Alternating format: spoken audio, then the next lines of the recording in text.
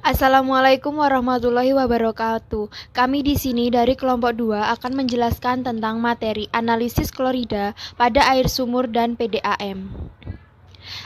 Anggota kelompok 2 yaitu Aning Rizky Ningtyas, Hani Rizky, M. Wahyu Kurniawan, Nurhayu Mahfida, dan Vincentia Paulina Bara. Pendahuluan. Air merupakan kebutuhan pokok bagi manusia. Hampir 2/3 bagian massa tubuh manusia berisi air.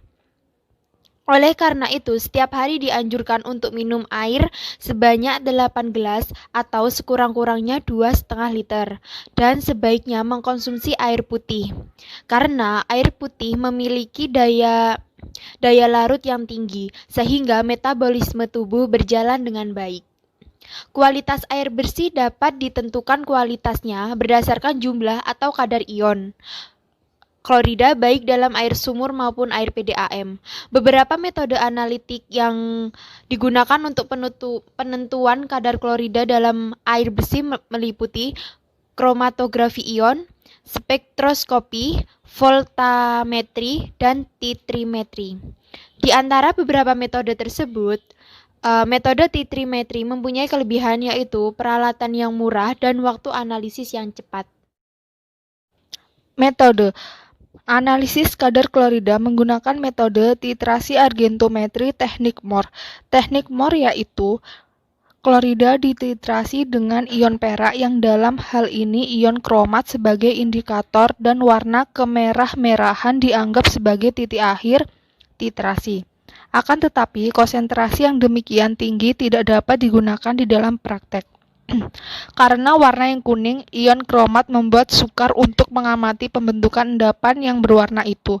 Biasanya, konsentrasi kromat sebesar 0,005 sampai 0,1 m digunakan. Titrasi Mohr terbatas pada larutan-larutan dengan harga pH dari kisaran 6 sampai 10. Rifai 1995. Alat dan bahan. Alat: pH meter, corong gelas, Erlenmeyer 250 ml, buret 50 ml, statif, pipet volume 25 ml, labu takar 50 ml. Bahan: air sumur dan PDAM. K2CrO4 5%, AgNO3 0,0095 N, NaCl 0,01 N, NaOH 1 N, dan H2SO4 1 N. Prosedur preparasi sampel sebanyak 25 ml sampel air minum dan air PDAM diambil menggunakan pet volume 25 ml dan dimasukkan ke dalam Erlenmeyer 250 ml. Apabila sampel tidak berada dalam kisaran pH 7-10, maka ditambahkan H2SO4 1N atau NaOH 1N sampai pada kisaran pH 7-10. Kedua, analisis kadar klorida menggunakan titrasi argentometri teknik Mohr 0,5 ml indikator K2CrO4 5% ditambah ke dalam sampel dan dilakukan titrasi AgNO3 0,095 N ditimbul warna kuning kemerahan dan dicatat titrasi bangku air suling sebanyak 25 ml. Perlakukan sama dengan sampel. Pengukuran sampel dilakukan pengulangan 2 kali. Dihitung kadar klorida Cl dalam sampel air minum dan air PDAM dengan rumus ClMgL sama dengan A-B dikali N dikali 35,450 dibagi V. Hasil ini adalah hasil berikutnya.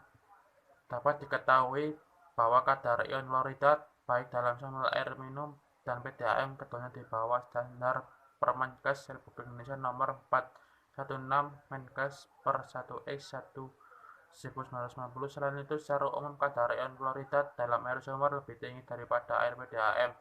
Hal ini terjadi dikarenakan air sumur yang digunakan warga dalam kehidupan seharinya masih belum melakukan proses pengolahan air lebih lanjut.